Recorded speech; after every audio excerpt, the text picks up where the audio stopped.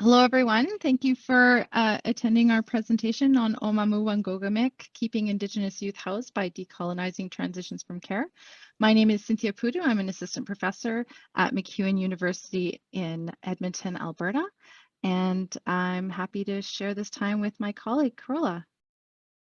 Yeah, Tanse Toya, Minitio Gishiko Squeals. My Christian name is Carola Cunningham, and I'm the CEO of Nikinan Housing Ventures.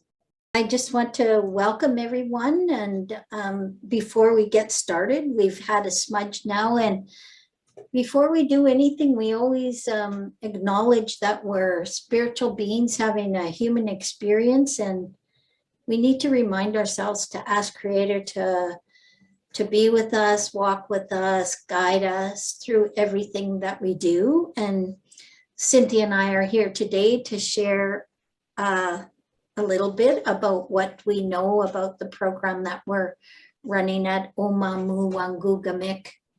And so we're going to pray together. Just so I encourage you to pray any way you know how to pray, and I'll pray the way I understand. Samatsum, Astamanito, Astam Kukumansum, Gutawina, Hanamemina, Anaskamon. Creator, grandfathers and grandmothers, I ask that you sit with us here today, surround us with your white light of protection, and continue to fill our hearts with golden healing light. Creator, I want to acknowledge all the beautiful gifts you've given us as two-legged. That pisim, that sun, nipi, water, utin, air, askia, the earth. And for all my relatives, the four-legged, the winged ones, the crawlers, the swimmers, the ones that burrow in the earth. For all the medicines, for all the rooted ones, for everything that sustains us in this life you've given us. Creator, I ask that you help us walk from a place of kindness today, to be honest and to share that with one another. When we walk in kindness and honesty and share it, we then become strong in our journey as two-legged human beings. Creator, I ask that you extend your love and wrap your arms around everyone that's in this prayer, all our people that are suffering with addictions and houselessness, all our children in foster care, all our children and our adults that are in institutions of some sort. I ask, Creator, that you help them find their way, whatever way that is, to a better life. Hi, hi. Hi, hi. Okay. So, welcome once again. I'm going to talk a little bit about why we decided to do what we're doing over at Omamoo Wangogamic. For the longest time that I've worked in the human service field, I knew, or I felt, that many of the things that were done to our people and were continuing to be done through these systems that we call child welfare, justice system, criminal system, all of those systems, it always seemed to me that everything was backwards for our people, and it didn't sit well with our governance model. And the more we evolve, and the more the red people are being raised into that place in our medicine wheel with all our other families, the yellow family, the red family, the blue family, and the white family, more and more our people are regaining their identity and their lives back. And that's part of what we do to decolonize. And that's what we're trying very hard to do at Omamoo Wangogamic. You know, our children are automatically sometimes even screened and checked off in hospitals to be taken away right away before the mother even sees the child. And we're continuing this in some cities in Canada now still. And young people, when they age out, there's no follow through for them. There's no continuity in their lives. They're just aged out and you're on your own. And so for me, everything seemed backwards. And children belong with their natural parents wherever possible. And young people need to be continued to be guided and raised by our whole community. And so at Omamoo Wangugamick, we're able to practice a decolonized approach to living in a community where we lift one another up. And so not only are we taking families at risk, but we've designated to take 6 kids, youth out of care and give them an opportunity to change the way they see the world. And we have a program, it's called the Warriors Program. It's the Helpers Program, Oskapiosak. These young men are learning to become helpers in their community. By living at Omamoo Wangugamick and being involved with the in-house elders and being with our youth worker and our lead Oskapiosak, they're learning a different way to see themselves in the world. Because presently, when young people, especially if they have a drug disorder or mental health issues, as soon as they're aged out, within 3 months, they're usually houseless.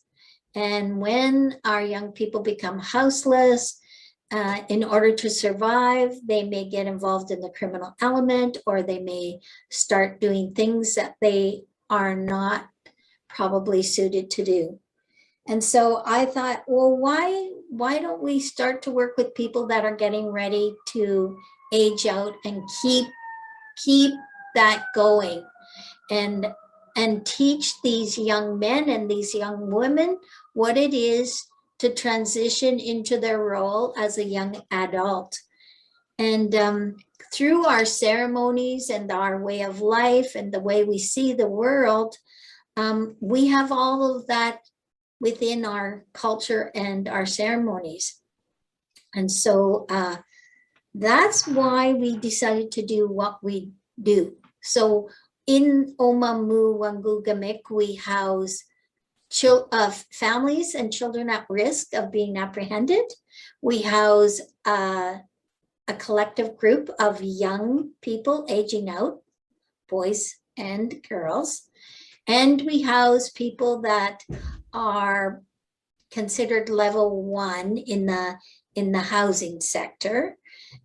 People that kind of need a leg up with light supports to get their life going well. And some of these are newly diagnosed with chronic illnesses like sugar diabetes, cancer, sometimes a new mental health issue. And so that's who's housed there. And we also have live-in elders, so men and women, kokums and mushums is what we call them. And they spend time in all of the things that we do. They live there and they're part of the community, and our caseworkers and housing support workers set them up with families that need their help and need their love and need their assistance. We involve them in the youth program so that the youth feel like they have a kokum and mushum that they can go to. And they're also there for guidance for all the other tenants that live there. The beautiful thing about the Oskapiosak program, the youth program, is that those elders will take these young people on the land and begin to teach them who they are as Nehiwak. And so this year we were able to take them to several of our own hosted ceremonies, and some of the ceremonies offered in the vicinity out in the rural areas on reserves and settlements. We also had an opportunity to take them on the land to gather medicine. We had an opportunity to take them and go and pick all the grandfather rocks for the sweat lodges. They learned how to make fire, which is amazing. They learned how to build a sweat lodge. And so there were little things that we did through the summer. Well, they're not little, they're big, that have helped these men and women start to come in contact with who they are as Nehiyawak. What does it mean to be a 4-layered person? And so that's what we try to do. And we're hopeful that we teach the rest of the world that by allowing Indigenous people to take back our children, to take back our youth, and help them understand the original instructions Creator gave us, and to understand what these ceremonies do for us, how they govern our lives and our world, is really necessary. I believe in my heart of hearts that if we're allowed to do what is natural for us to do and how we've been governed for decades, then we will be less likely to be the product of all those systems, because our numbers are not decreasing. We have 97% of our kids in care are Indigenous. 80% of the kids on the street that are aging out are Indigenous. People in jails are Indigenous. 83%, I think, is that number too. Like, we just continue to fill all of these systems that we have no real attachment to. And so I'd rather fill our Indigenous ways of living and being together and help our young people find a purpose for their life. When we're allowed to practice our culture and understand who we are as Nehiyawak, we have 100% better chance of integrating with the rest of our families out there. We then join forces, and the white family, the yellow family, the blue family, and the red family come together and start working towards solving bigger problems like keeping care of our land, keeping care of the water, keeping care of the air, so that we can continue to sustain ourselves and live. Next. Corolla, can you tell us a little bit about, thank you for letting us hear about the importance of why a building like Omamoo Wangogamick is so important. Can you give a little bit of history of how it came to be and the planning and the processes and the success in finally getting a building open? Right. This building that you see behind you is Omamoo Wangogamick, and the gentleman you see in the picture is our partner. So we are in a 50-50 partnership with Settler Ally organization called Right at Home. And Cam is the director for Right at Home, and he sits on our board at Niiganan Housing Ventures. And as he learned the story, because he really did need to understand some of the things we were saying and how the system has treated our people, for him to start to see how racist some of the systems are, and that how much heavy lifting we as Indigenous people need to do to educate people into why we need to be able to regain and decolonize and walk our own road. And so he wanted to continue to work with us, and he had started this building. He said to me, he said, I know you want to house families and I know you want to house youth. I have a building, why don't we build it together? And the design was already in place.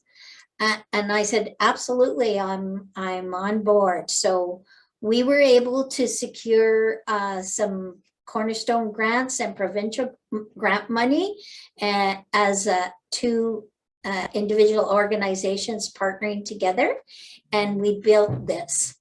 If I were to build another one, it would look a bit different, but this one certainly is doing what we want to do. And on the 5th floor, we have a huge room that enters out on a deck. And we have all kinds of ceremonies going on in there, and AA and NA meetings and traditional parenting and the youth group work.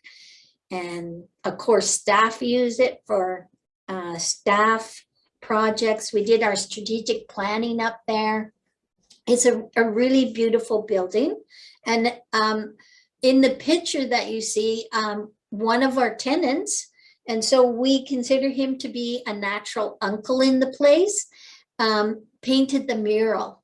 And the whole mural depicts how it is we live and work together in a community from our perspective. And so it's a very, very powerful picture of art on the wall there. I just want to circle back and talk a little bit about our kookums and their role and how we chose them. We presently have 4 female elders that are our kookums, and we did have a couple, but they moved back to Fort Simpson, and they helped in various ways too. We're looking for another mushroom to move in because we really need that balance of a male in that group. But these kookums all come with amazing gifts. And Lorette offers our traditional parenting course. Both her and Teresa run sweat lodges for all of our sites, and specifically the youth group in Omamoo Wangugamick. Maggie is brilliant. She was the former CEO of Nietzsche Institute here in Alberta that became nationally acclaimed. She also started gathering our spirits, and it's an international conference that brings all Indigenous people from across the world together to talk about what they're doing in their communities, so we can share innovative ideas on how we help our people heal. Teresa comes with lots of background knowledge. She's actually an ex-chief and has been a kokum in the communities for a long time. She gets called all over to go and perform ceremonies or be a helper or a speaker. So she comes with a wealth of knowledge. She also does a lot of grief and loss with the workshops at Omamoo, and yeah, she does so many different things. I'm doing terrible here. Ruth is a great moccasin maker, you can see there, and she comes from the Northwest Territories, and so she brings the group from the north to Omamoo Wangugamick, and her background when she was working as a professional was she was a criminal court worker and an alcohol and drug counselor. And so she works with families and individuals around their drinking and drugging, and we look at various forms of harm reduction, or she guides them into programs. She's really good with, well, they're all really good with families that are in crisis, and we try to match them with a family that's best suited to their personality or who the family seems to have a connection with. And they go right into their homes and have tea and make bannock with them and have supper and just guide them like any natural grandmother would about child rearing and getting along with their husbands and taking care of their hearth. And when it comes to ceremony, they teach the women how to make ribbon skirts. They teach them how to prepare food for ceremony. They teach them their role in ceremony. They're just a wealth of knowledge, and they are the backbone of the program.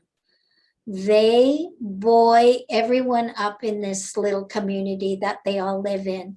And you'll hear Ian talk about how much he loves being living in the same building with the Kokums. And I think having them there, because the entire second floor is for sober living. It's designated as sober living. And so the Kokums all live on the second floor, and any individuals that are living in sobriety live on the second floor.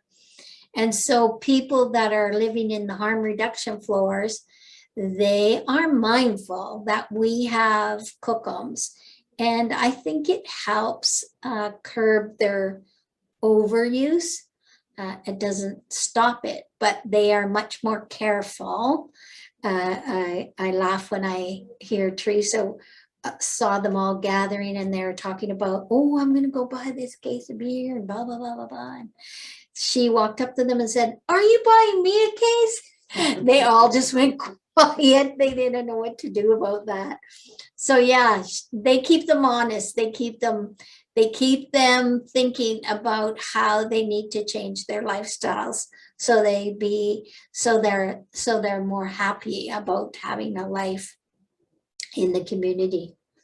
Carla, on that note, I remember on September 30th, when you had ceremony outside of Ambrose, you mentioned one of the success stories from Omamoo and Gogamik about a child that's staying. Can you maybe share that? Because I think that's a great story of the importance of this building and this project. Right. So the amazing thing about having these Kokums and our housing support workers work together with these families is that since we've been open, we've had over 5 cases where family enhancement orders have been completely withdrawn. And we've had 2 cases where the family had their children returned, and they're living there with their children now. It was especially impactful for me on September 30th when we were acknowledging all of the children that had been found through the residential school experience and buried in the various places across the land, that I was able to share with the people that came to participate in our ceremony, that I was so thankful that we're able to do the work we do at Omamoo Wangugamik, because that very day we had a single father that's living with his son there have his family enhancement and welfare check removed, and he was now operating on his own. And that's what I believe this community will do. It will take us out of the system and allow us to work our way of working with our people. Thanks, Carla. So let's talk a little bit about the community room and the importance of the community room and the transformation that happened there. Yeah, so on the 5th floor, we have office space, we have a boardroom, and we have this huge, beautiful community room. And we set up tables in there, and we have Cookum's community kitchen. So one day, one of the Cookums will come up, and whoever wants to learn how to make bannock that day can come and join us in the community room. Or we're going to have a day where we learn how to use a crock pot and do a 1-dish meal, which is really important for the youth, because it's way easier for them to throw all their food in one pot and let it cook, and it's ready when they come home. And so we have a wonderful relationship with the food bank that gives us extra food, that we can make sure that if anybody is suffering with a lack of food, we make little hampers up for them and take them down, or we bring them upstairs if they're really hungry and they want to eat right away, and we'll make them breakfast, or they'll join us for lunch. every Friday we have a community dinner. And so during the summer, we've been out on that deck. You see through the windows, there's a beautiful outdoor deck that we have potted plants in our community garden growing up there, and a big barbecue. And we spend lots of time doing circles out there and sharing food in the summertime. And in the winter, we come back inside and we do all of those things there. We also host our programs like the traditional parenting I had mentioned before, where instead of being told how to raise our children the way, I don't know, I think we take child development courses and turn them into traditional parenting courses, because there are a lot of things that we do in the communities that you wouldn't get in a course. And one of them is, we've had, how many babies? I think we've had 4 babies now born on site.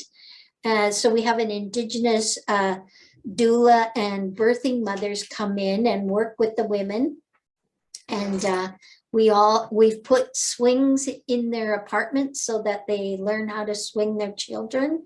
And they come to the traditional parenting course with their babies in tow. We also sponsor what's that?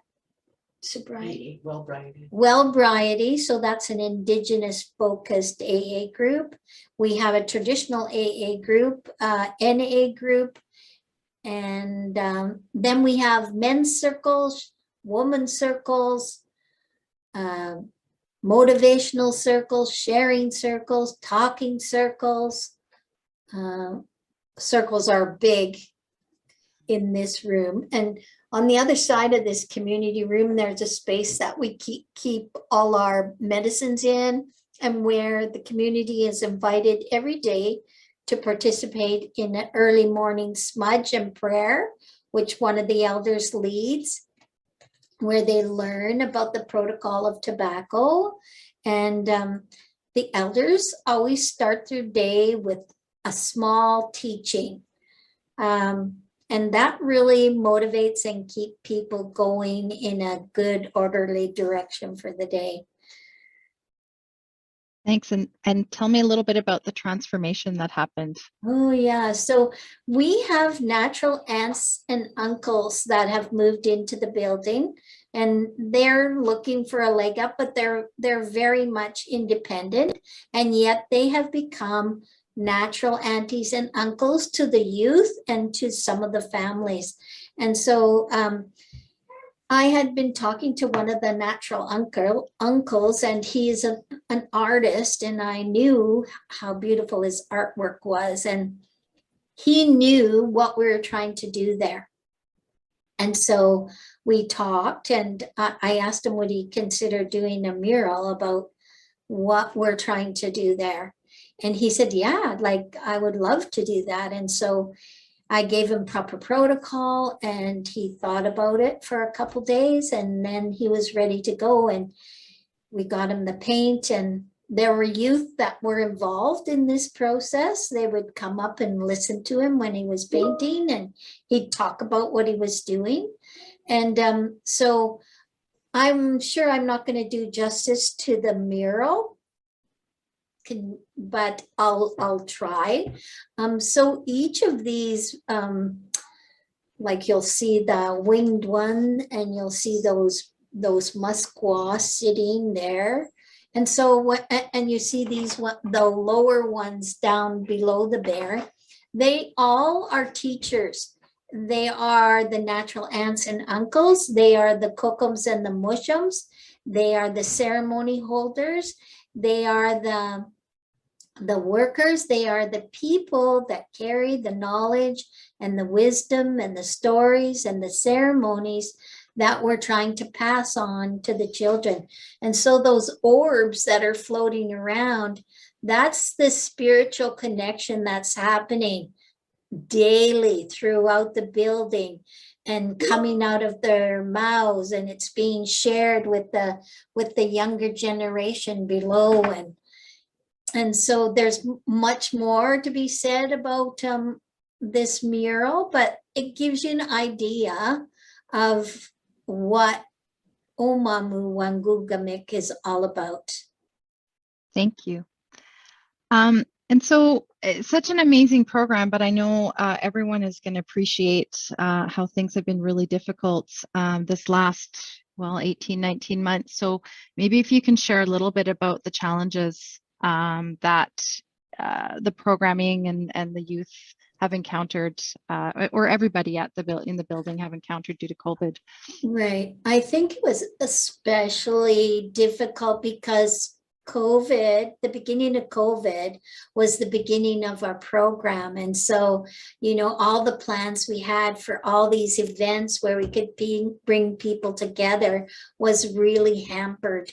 At the beginning of COVID, we weren't even allowed to gather more than 2 at a time. It was really tight. And so you have people moving in that you want them to get orientated and understand that they're joining a community and have that feeling of community. And it was really hard to do that. And so we were always trying to find ways to bring them in and make them feel part of that. This just wasn't an apartment building. This was a community we were building, and they were all very important parts of that community.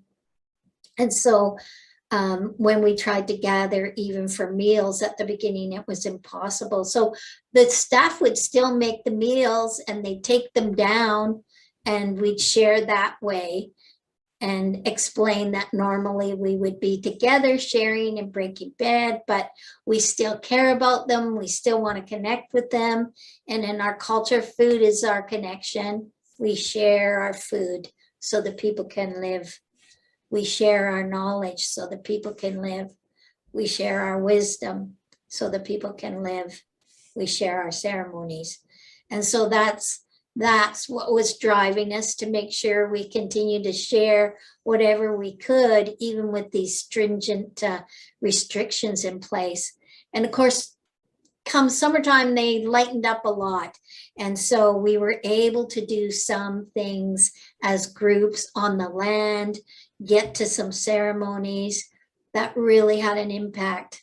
I was watching, we were having at our fasting lodge, those young men were learning how to be the Oskapios in that ceremony. And so there's lots of work being a helper in ceremony. And so they are being shown as well as being taught to. But our people tend to learn very well when they're able to see and use and do, and then and then hear about why they do it. And so we do it in that order. And I remember one day, actually our artist is one of our lead Oskapios also, natural uncle. And I was watching him as he was teaching one of the youth how to make fire. And because these kids have no idea how to make a fire. And so he was so meticulous in how he showed them how to make their real fine, almost like fluff out of the wood as tinder, and then how he made the little sticks around the fire and how they lit it together, and how they slowly added the wood until they had this bright, warming fire. And the face on that young man, that he was able to accomplish this, and he did it all by himself after being instructed, was unbelievable. His chest was just like a big robin chest, and he was feeling like he really had an important job, and his job as an Oskapios became even more purposeful, even more important for him. And so we were able to witness these youth start to learn who they were as Nihilak and what their responsibility in this stage of life was. And so by giving them that purpose and that responsibility, they start to give back to the Kookums. And so when they see the Kookums in the building with bags, they'll go and help them take stuff up to their suites. Or if one of the Kookums needs something done in their suite, they'll go and help them. And it just is beautiful to see this natural community come together and care and share and love one another. Thanks, Carola. And that's even in spite of COVID. That's great.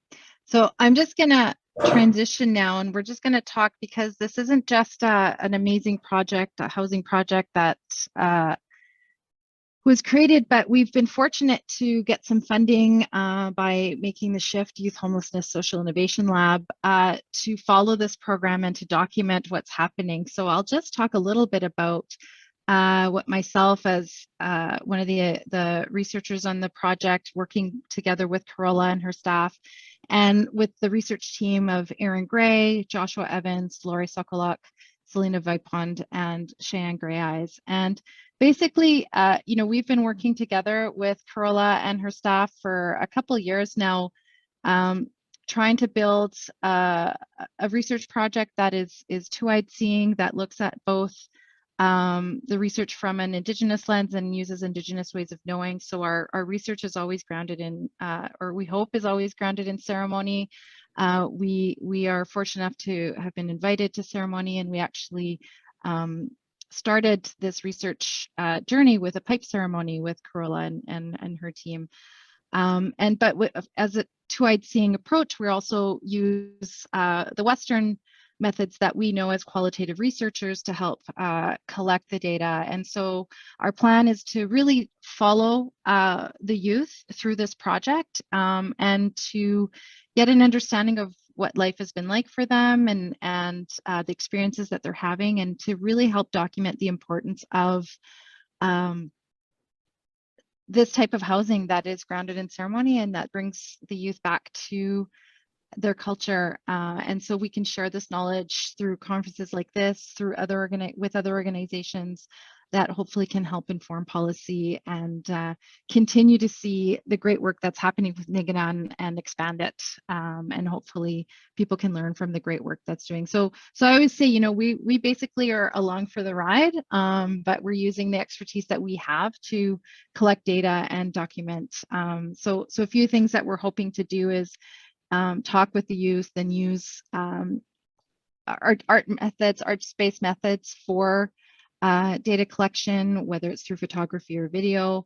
We're hoping to use the circle process. Carola talked about the importance of the circle also as a way to gather data and get a better understanding of what's happening. So that's our story, and we're really hoping next year that we're going to have a lot of information to share about the journeys that the youth have taken. So that's the research part. And Carola, I don't know if you want to add anything about that. Yeah, I think this team that we have together is so open to exploring research through ceremony, really.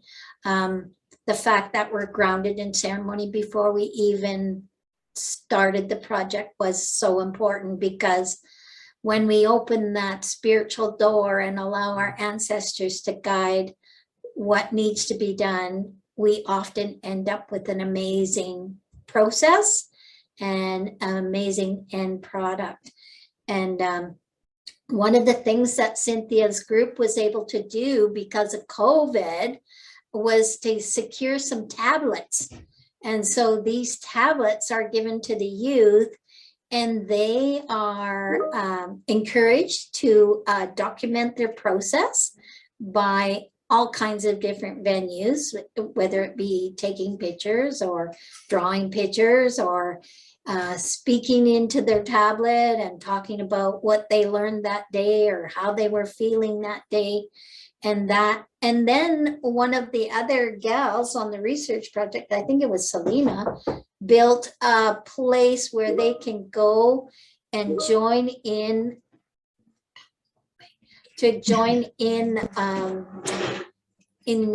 well, Cynthia, you can talk about this because I don't know what it is. Well, they've come up with, they've come up with an online platform. It's called, well, they didn't come up, but they're using Discord to engage. We're using that as an engagement process because as the difficulties with COVID, both from a living situation, also from a research perspective, it has been really difficult to engage. And being that we want to use Indigenous ways and we want to use community-based ways, it's really important for us to get to know the youth in the project, and so engagement was really difficult because of COVID. And so the Discord server and the games that we're going to be doing is one tool that we're using right now to engage with the youth. That hopefully will be one way to get youth involved while we aren't able to gather together in person. So,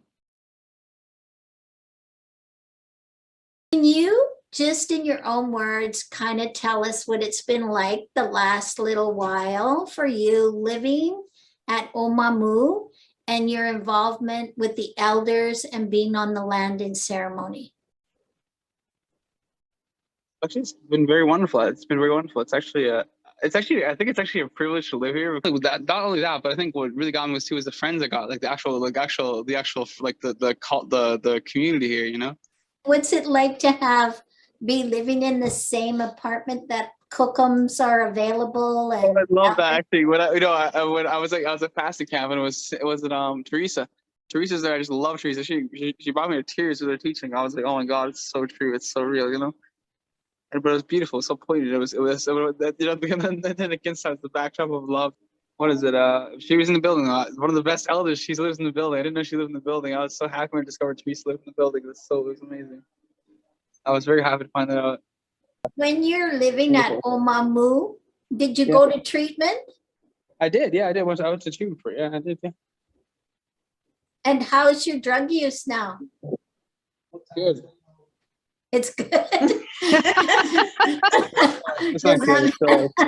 Does that mean it's? I'm on myself. You know, I've slowed down a lot. I'm still gonna slow down even more. You know. But it's better. Oh, it's way better. Can I ask you, Ian, what's your favorite part about living at Omamoo Ngogamik? Oh, the friendship. Actually, I think it was we're all selected to live here. We're all like carefully selected to live here. I remember saying that, you know, and it was all like we were all handpicked to be here. The favorite part of being Omamoo was all of it. I can't really say what, but I think it's inherently every day waking up with friends every day. We're going to tight community every day, and like good people that are chosen to be here. I think that relates to the fact that you interviewed everyone. You want people who are interested in stuff like that. You obviously told them, you know, this is a community. You can't just. It's not even. You don't just get to shut the door. You know, stuff like that. And hopefully that's it. I think that's the awesome part is the friends, the people I have here, the community. And Sally. And then Kevin 11, the artist. Actually, one time I was up in the middle of the night. Kevin the artist, across. We were talking just for a whole night, you know. Can you tell me what happens for you when you go into the sweat lodge, when you're in ceremony? How does that affect your heart? It's just stronger. Well, like physically makes it stronger. Like, you know, I'm like. After you come home from ceremony, how do you feel? Oh, great! Actually, I feel like, you know, because it's been so hot. Usually, I feel like I feel like stretched out. You know, but it feels great because you're actually doing work you're doing like spiritual work as well as physical work, right? It's not exhausting per se. It's exhausting per se, but it's not like, you know, it's very very fulfilling. It's very, I don't know if there's anything quite like the work that you do when you work as Squapios, especially when you're a Squapios, as well. Usually, often am. Always am a Squapios, but holy smokes. Do you feel at home? It feels better than coming home from a day of work, actually. You know, it feels better than coming home from a day of work. That's just not. Yeah. So do you feel Omamoo is your home now? Omamoo? Oh, yeah, give me a forever home. It is my forever home. It's like. So thank you, everyone, for attending our presentation. And we're now here to answer any questions for you. Thank you very much.